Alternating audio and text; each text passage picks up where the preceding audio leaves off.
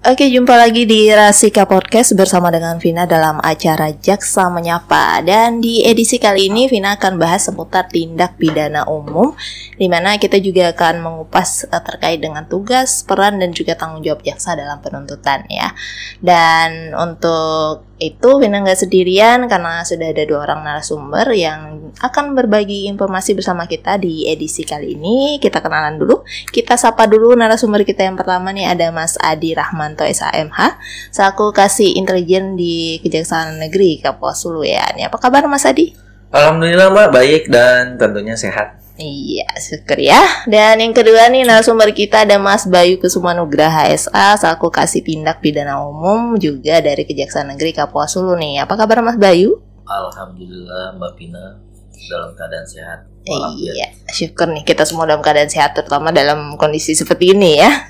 Baik, seperti Vina sudah sampaikan di awal jumpa kita tadi bahwa di edisi kali ini kita bakal bahas seputar tindak pidana umum dan juga mengupas terkait seperti apa sih tugas, peran, dan juga tanggung jawab jaksa dalam penuntutan perkara tindak pidana umum ini. Nah, pertama-tama mungkin kita bahas dulu sedikit sebenarnya apa sih tindak pidana umum ini? Oke, jadi di kita itu tindak pidana dibagi 2. Ada tindak pidana umum sama tindak pidana khusus ya. Tindak pidana umum itu apa sih? Jadi tindak pidana umum ini kejahatan-kejahatan yang dekat dengan kita. Ya, jadi tindak pidana umum mungkin lebih mudahnya begini. Tindak pidana khusus itu kita menanganinya tindak pidana korupsi, cukai, tindak pidana ekonomi seperti pajak. Selain tindak pidana yang sebutan saya tadi adalah kita kualifikasikan sebagai tindak pidana umum. Kita biasa ingatnya pencurian, narkotika, penganiayaan, nah kan gitu, penggelapan, penipuan, nah mungkin itulah. Dan undang-undang lain seperti narkotika, ada perlindungan anak, ada juga yang pernah kita bahas undang-undang ITE. Nah, itu semuanya masuk di tindak pidana umum. Oke, jadi itu tadi untuk tindak pidana umum. Nah, untuk di Kabupaten Kapuas Hulu nih, tindak pidana yang paling banyak dilakukan penindakan nih tindak pidana apa saja? Nah, untuk teknisnya mungkin kita serahin ke Pak Kasipidum ya. Iya. Ini jagonya Pidum nih. Iya, Mas Bayu. Silakan Mas Bayu. Oke, terima kasih Mbak Pina. Yang perlu saya jelaskan untuk tindak pidana yang banyak gitu, yang sekarang kita tangani gitu di Kapuas Hulu itu yang lagi boomingnya untuk tahun ini paling tindak pidana perlindungan anak, tindak pidana narkotika, dan tindak pidana pencurian yang sekarang ini lagi banyak-banyaknya itu kita menangani perkara tersebut. Oke, untuk jika kita lihat dalam angka nih masing-masing sendiri dari tindak pidana tadi perlindungan anak, narkotika, dan tindak pidana pencurian ini kira-kira yang memang paling mendominasi nih yang mana? Yang paling banyak sih pencurian. Pencurian ya. Iya. Karena ya kayak tindak pidana pencurian ini banyak yang di kampung. Kalau yang saya lihat yang di perkotaan itu sedikit lebih cenderung ke arah tindak pidana narkotika sama narkotika. Karena kalau pencurian itu kalau di kota Putus Sibau aja ya, kalau saya menurut yang saya lihat itu masih aman. Cuman kalau yang di perkampungan mungkin pengamannya kurang atau bagaimana, saya juga kurang paham gitu kan. Tapi yang paling banyak gitu untuk sekarang ini ya pencurian. Oke, baik. Tadi kalau udah diuraikan dari sekian banyak, tentunya tadi sudah disebutkan juga yang masuk dalam kategori tindak pidana umum. Untuk di Kapuas Hulu kita ambil tiga kasus tadi ya, ada perlindungan anak, ada pencurian, ada narkotika. Jadi pertama mungkin kita bahas tentang tindak pidana perlindungan anak nih, karena bicara tentang perlindungan anak tentu ini terkait dengan banyak hal ya. Jadi tindakan seperti apa sih sebenarnya yang bisa dijerat dalam kategori tindak pidana perlindungan anak? Iya, baik Mbak. Saya jelaskan bahwa tindak pidana perlindungan anak itu kan diatur di Undang-Undang Nomor 17 Tahun 2016 tentang perlindungan anak, mencakup kesusilaan. Kalau di kesusilaan yang mana di situ kan ada uraian tentang perbuatan, ada uraian mengenai setiap orang gitu kan melakukan kekerasan atau ancaman kekerasan atau dengan sengaja melakukan tipu muslihat, serangkaian kebohongan atau membujuk atau memaksa atau membujuk anak melakukan persetubuhan dengan atau dengan orang lain. Di situ diatur di pasal 81 junto pasal 76D Undang-Undang Nomor 17 Tahun 2016 gitu kan. Itu mengenai kekerasan, Mbak.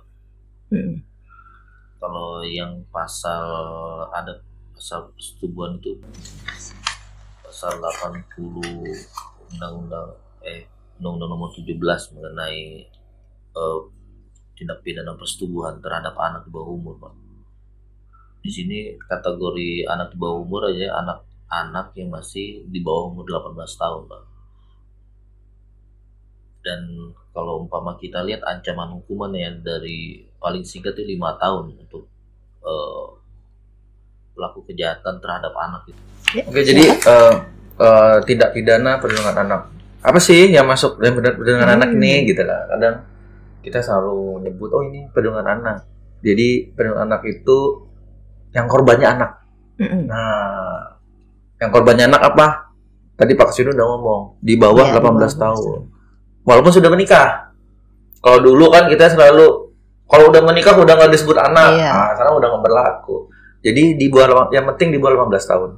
Jadi pemukulan, kekerasan, mohon maaf, ada namanya pencabulan, hubungan seksual terhadap anak. Selama yang menjadi korban adalah di umur di bawah 18 tahun, itu terkena undang-undang ini, perlindungan anak. Kenapa kita pemerintah keras terhadap ini? Ini termasuk salah satu yang pidana yang ancamannya cukup tinggi. Bisa 15 tahun ya, Pak Kaswidum ya. Dengan minimal 5 tahun. Ini kurang lebih sama lah dengan narkotika minimalnya gitu. Jadi dengan minimal 5 tahun dan maksimal 15 tahun ancamannya cukup. Tetapi pidana ini termasuk yang salah satu yang paling angkanya tinggi terjadi di Kabupaten Kapuas Hulu. Ini yang apa? Mungkin PR kita bersama untuk memberikan pengertian gitu loh. Baik, tadi karena juga sudah disebutkan kalau memang untuk kasus tindak pidana perlindungan anak ini angkanya cukup tinggi ya. Jadi artinya ini memang perlu menjadi perhatian kita semua untuk bagaimana bersama-sama kita berupaya mencegah terjadinya tindak pidana ini ya. Oke, selanjutnya kita tinggalkan tadi tindak pidana perlindungan anak, kita coba sekarang beralih ke tindak pidana narkotika nih. Ini cukup populer juga tampaknya di Indonesia ya, complicated juga dan ya.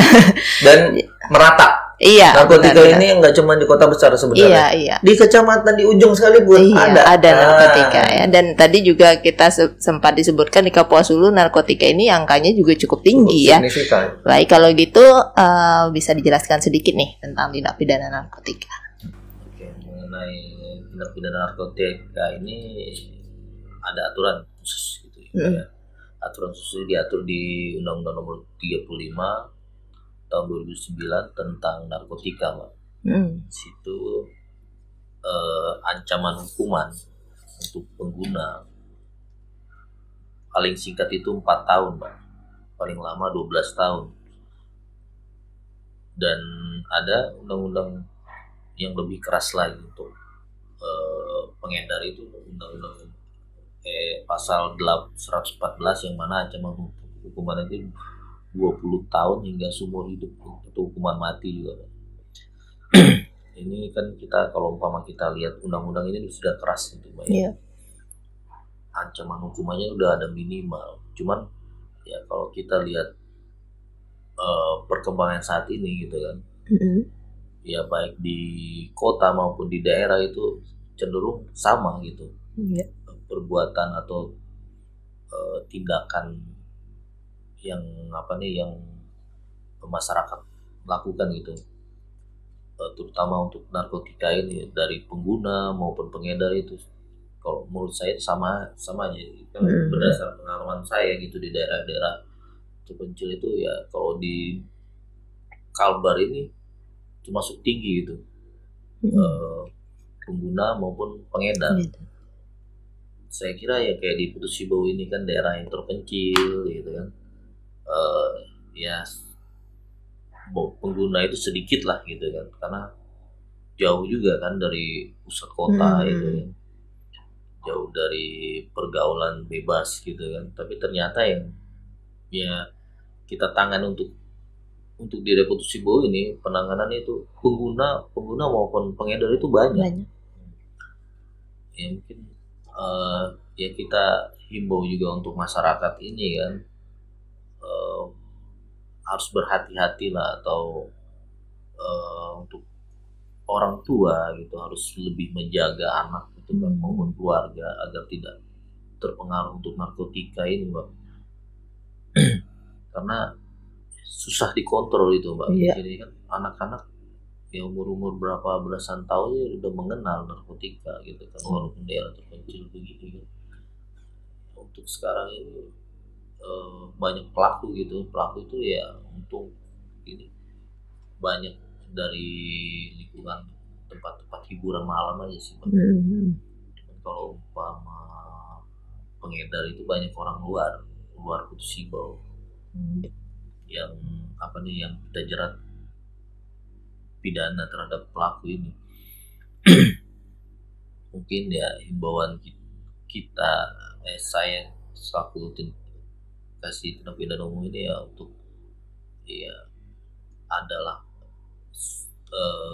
edukasi untuk perhatian dari pemerintah gitu, untuk penanganan narkotika ini agar tidak meluas gitu kepada masyarakat. Ini itu, Mbak. Oke, nah untuk narkotika juga jadi catatan kita memang mungkin jauh dari perkotaan tadi, cuman kita ini wilayah perbatasan ya, jadi mungkin bukan dari ibu kota kita sendiri, malah dari negara tetangga mungkin aja kan. Jadi, ini tadi memang untuk narkotika ini memang kita udah bilang bahwa memang ini sudah merata. Kita memang jauh dari ibu kota provinsi, tetapi tidak menutup fakta bahwa memang kita adalah daerah perbatasan gitu. Ini kan sangat rawan karena narkotika nih kalau bisa dibilang udah jaringan internasional.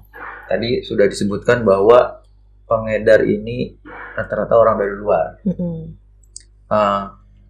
Kayak fenomena gunung es, kelihatannya sedikit, tapi ternyata udah menyebar. Jadi narkotika sangat untuk yang mungkin masyarakat remaja tanggung, rasa ingin tahu masih tinggi. Tapi ketika sudah sekali terjerumus, sulit untuk keluar.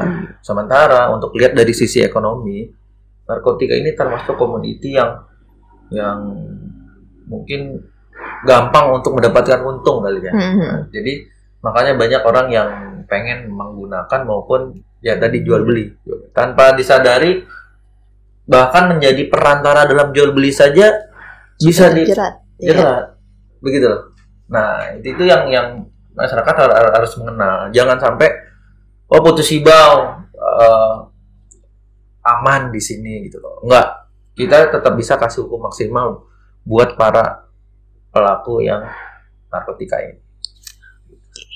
Nah mungkin bisa minta tambahan penjelasan sedikit nih. Kan sering juga dengar nih kalau bicara narkotika nih biasa ada dibilang golongan 1, golongan 2, golongan 3. Nah ini yang masuk kategori golongan 1, 2, atau 3. Kadang kan ada juga yang dia mengakunya saya ini hanya mengonsumsi obat penenang. Ternyata itu masuk kategori narkotika. Seperti itu, Mas. Jadi untuk golongan 1, 2, 3 itu sudah diatur di Undang-Undang Narkotika ya nomor 35 tahun 2009. Ada lampirannya. Ini sebenarnya saya bawa.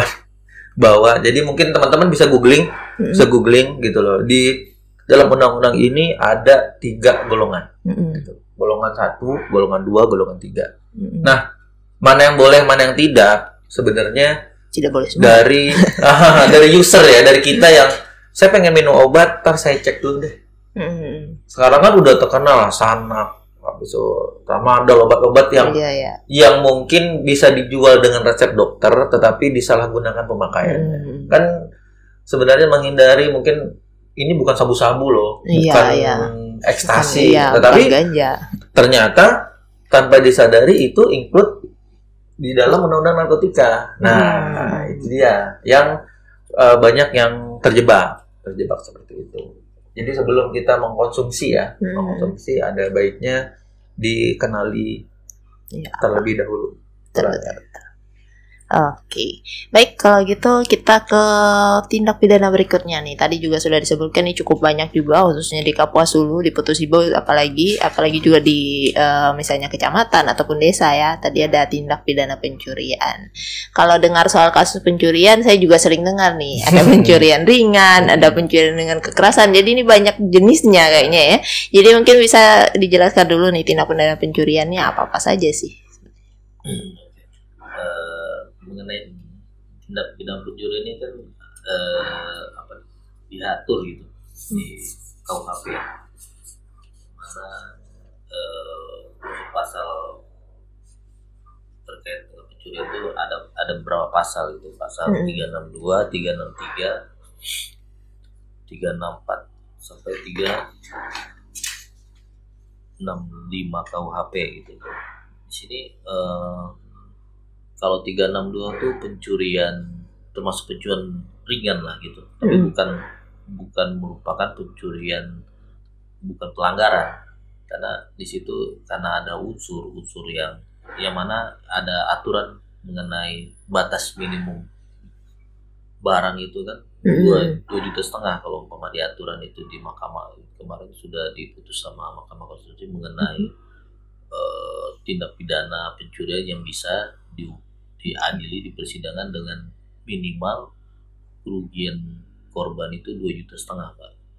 Kalau umpama pasal 363 ini menyangkut istilahnya perbuatan. Perbuatannya bagaimana cara, kan ada di situ kalau orang mencuri kan membobol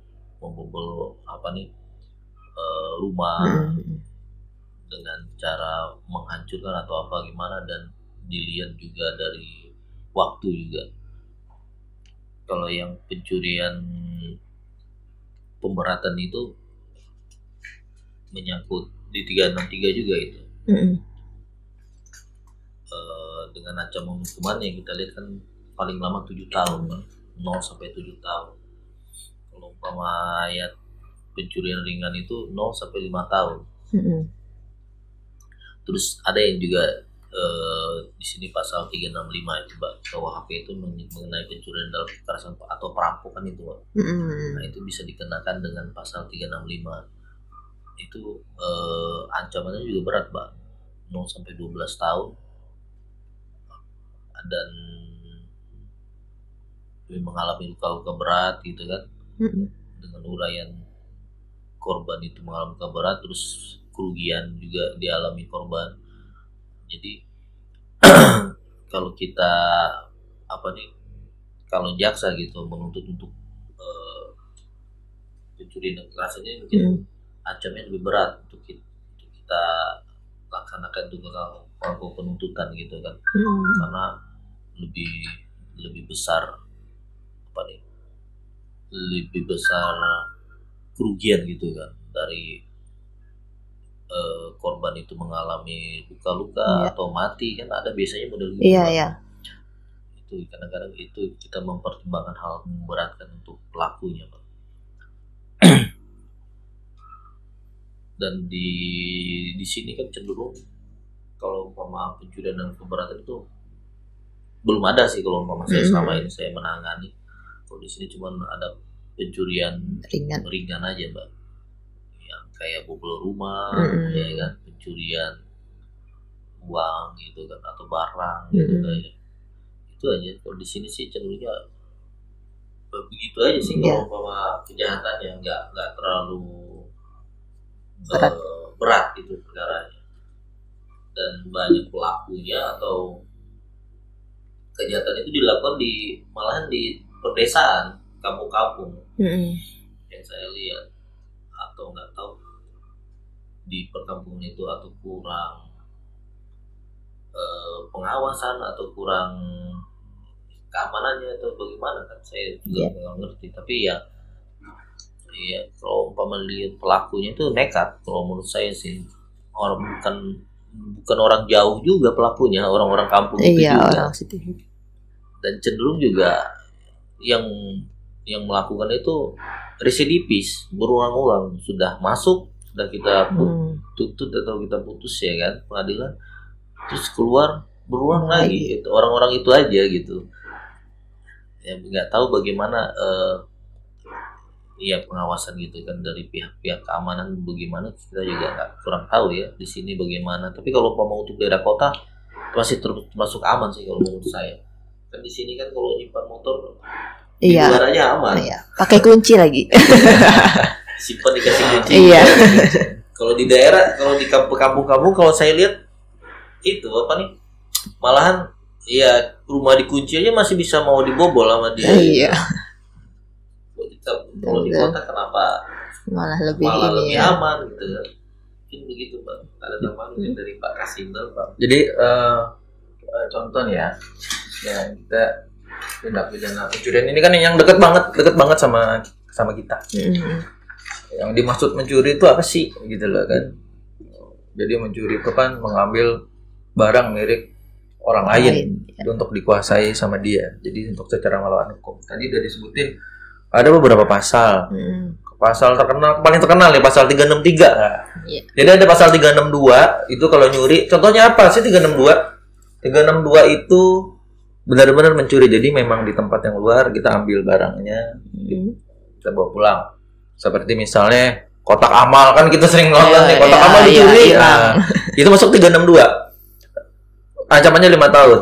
Jadi yang bisa naik di pencurian di perkara pencurian yang kita sidang ini yang kerugiannya di atas 2.500.000. Jadi nggak ada cerita kalau dulu kan curi sendal jepit dilaporin polisi, dia curi semangka. Jadi sudah dibuat sekat yang jelas kerugian yang di atas 2.500.000 yang bisa naik ke pencurian kita. Kalau nggak itu masuk ke pencurian ringan. Jadi walaupun di bawah 2.500.000 tetap bisa ditanganin, tapi namanya pencurian ringan. Itu di 364. Nah, 363 ini salah satunya adalah pencurian ternak, gitu loh.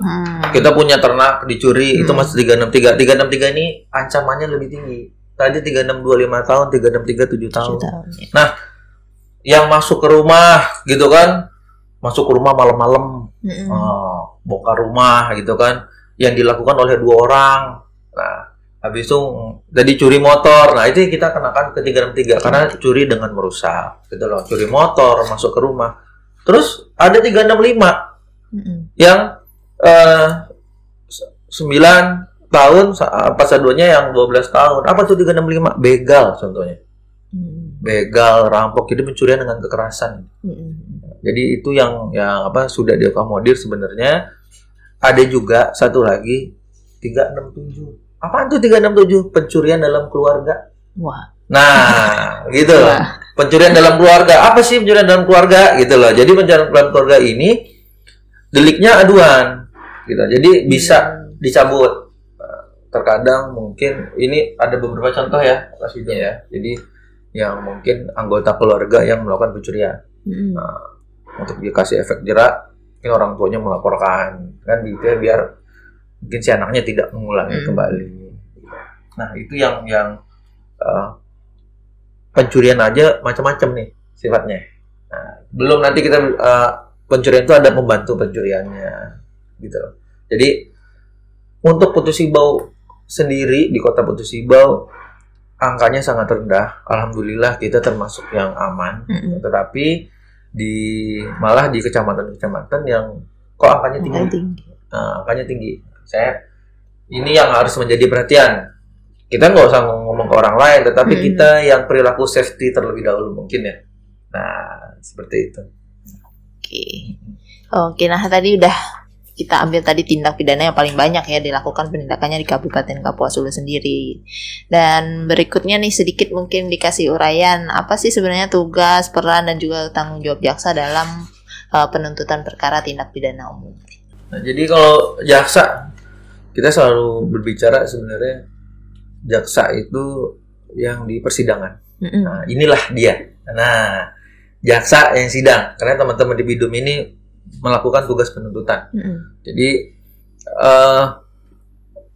tahapannya ketika ada kejadian pencurian, misalnya ada kejadian pencurian, korbannya melaporkan ke teman-teman di kepolisian, nanti kepolisian akan mengumpulkan alat bukti. Nah, mungkin kita sering dengar ini sudah mencukupi 2 alat bukti. Nah, begitulah. Nanti dari teman-teman kepolisian akan bikin berkas perkara. Berkas perkara itu yang diserahkan ke kami. Kami teliti, ketika ada kekurangan tidak lengkap, kami kembalikan untuk dilengkapi. Kemudian setelah lengkap, kami P21. Nah, berkas lengkap dan siap untuk dilimpahkan ke pengadilan. Di pengadilan kami sidangkan, penuntutan ada di kita, keputusan ada di hakim, kembali lagi kami yang mengeksekusi terhadap putusan. Dalam melakukan penuntutan, seperti apa? Nah, mungkin Pak Kasbidung bisa menjelaskan apa sih yang menjadi pertimbangan kita dalam penuntutan ini. Ada perlu saya jelaskan dulu mengenai proses gitu kan, tahapan di tindak pidana umum. Ada tahapan, di mana tahapan itu yang harus kita lalui. Tahap penuntutan, tahap penuntutan dan eksekusi. Yang mana di peratut ini kan kita menerima SPDP gitu kan, berkas dari penyidik, kita teliti apabila sudah memenuhi unsur syarat formil dan material dan sudah mencukupi waktu gitu kan, maka kita terima SPDP dengan bentuk surat namanya P21. Mungkin orang umum kan sudah memahami itu P21. Setelah P21 gitu kan, terus kita terima, mana penyidik menyerahkan tanggung jawabnya ke kita untuk dilakukan penuntutan dengan kalau umpama istilah itu kan penyerahan barang bukti dan tersangka pada penuntut umum di situ. Terus setelah kita terima dalam barang bukti dan tersangka itu kan, mungkin kita limpahkan kemudian ke pengadilan untuk dilakukan penuntutan, yang mana penuntutnya itu kita kan beracara di situ, yang mana penuntutan itu dihadiri atau kita hadirkan gitu tersangka dan barang bukti untuk dijalani proses beracara, yang mana tugas jaksa di situ meyakinin bahwa apa yang sudah kita terima dari penyidik gitu, dan kita yakini bahwa tersangka itu atau terdakwa itu benar-benar melakukan. Disitulah kita. Jadi peran jaksa itu yang mana di situ sangat krusial lah, gimana kita harus punya keyakinan untuk meyakini hakim itu bahwa dia pelakunya dengan bukti gitu kan, dengan ketentuan yang berlaku gitu kan. Umpama pencurian itu kan bukan hanya kita menghadiri terus hakim memutus, tidak, dia kan ada proses lagi ya kan, yang mana kita harus mendengar pengakuan dari terdakwa dan saksi-saksi gitu yang melihat gitu kan. Itu setelah menjalani proses gitu kan penuntutan itu, kemudian hakim melakukan putusan, yang mana ya hakim dengan hati nuraninya, dengan keyakinan dia menentukan apakah pelaku itu benar-benar bersalah apa tidak gitu. Setelah diputus sama hakim, tugas kita belum selesai itu. Tugas jaksa setelah menerima putusan hakim, kita melakukan eksekutor gitu kan, yang sudah diatur undang-undang, yang mana tugas kita juga sebagai eksekutor ya kan. Kita mengeksekusi terdakwa, di mana kita mengembalikan kewenangan atau menyerahkan semuanya ke rutan itu Mbak namanya. Kembalikan ke negara itu sebenarnya, di mana tugas negara harus mendidik lah atau bagaimana hukum gitu biar mendapat efek jera gitu. Dan ada juga setelah kita masuk ke terdakwa terus kita proses barang bukti, yang mana barang bukti harus dikembalikan. Kalau umpama itu milik korban kita kembalikan, dirampas untuk negara, maka kita lelang gitu. Mungkin itu secara garis umumnya mungkin saya jelaskan tentang fungsi jaksa itu gitu kan, begitu panjang rentetan gitu. Kalau penyidikan cuma sebatas penuntut dia sudah selesai. Kalau kita kan nggak dari penuntut sampai eksekusi gitu ya. Itu tugas jaksa tuh begitu berat nggak? Gitu ya, masyarakat harus memahami gitu kan. Iya. Mungkin ada tambahan Mas Adi? Jadi ketika tuntutan, sebelum menuntutan mungkin kita sering melihat kok pelaku ini dituntut cuma segini, pelaku itu dituntut segitu. Nah, selalu menjadi perbandingan. Bahkan di dalam perkara 363 pun, perkara pencurian ataupun perkara narkotika, tentu ada pertimbangan mengapa tuntutannya berbeda-beda, gitu. Walaupun tetap dalam koridor ya, karena kayak narkotika kita kadang melihat barang buktinya, barang bukti yang cuman mungkin 1 gram tentu akan berbeda dengan barang bukti yang 5 kilo. Nah, begitu. Jadi ada pertimbangan. Begitu juga dengan pencurian. Kerugian korban yang 3 juta mungkin cuma hilang handphone dengan korban yang hilang motor, tentu berbeda. Nah, begitu loh. Nah, salah satunya kita pertimbangan yang memberatkan nih. Kalau kita ngomong yang berat-berat, tentu yang ada mengganggu stabilitas keamanan negara, guys. Jadi mengandung perlakuan diskriminatif, pelecehan, terdakwa tidak menyesali. Kadang kita lihat menyesal nggak kan ya? Tapi ketika dia tidak menyesali itu menjadi yang memberatkan, menimbulkan kerugian bagi masyarakat, menimbulkan keresahan, merusak generasi muda, dilakukan secara sadis gitu. Itu yang menjadi salah satu faktor-faktor yang memberatkan. Ada yang berat, ada yang ringan. Ringan kan apa nih, gitu lah kan? Biasanya terkait yang menimbulkan korban, si terdakwa dan korban biasanya sudah ada perdamaian, ya kan? Terdakwa menyesali perbuatannya, terdakwa mengganti kerugian, kan gitu. Terdakwa masih muda, bisa memperbaiki perbuatannya, belum menikmati hasil pidana. Jadi banyak faktor-faktor terutama. Yang faktor yang kami dalam penuntutan itu adalah hati nurani. Ini kita nggak dapat di sekolah, ini nggak ada di buku, tetapi hati nurani yang salah satu yang pijakan kita dalam melakukan penuntutan. Gitu. Oke, nah tadi udah disebutkan juga ada yang meringankan, ada yang memberatkan. Nah, selain hal-hal tadi, adakah memang hal-hal lain tadi selain juga pertimbangan hati nurani juga ya? Maksudnya ada hal-hal lain juga kah yang menjadi pertimbangan? Ada. Jadi hal-hal lain di luar itu adalah kesalahan maupun pada terdakwa, ada motif pada terdakwa melakukan tindak pidana, riwayat hidup terdakwa, jabatan, profesi, gitu loh kan, pengaruh tindak pidana terhadap korban, dan tentunya kondisi sosial masyarakat atau ini kearifan lokal. Itu menjadi salah satu yang faktor-faktor dalam kita melakukan pertimbangan hal memberatkan maupun meringankan tersebut.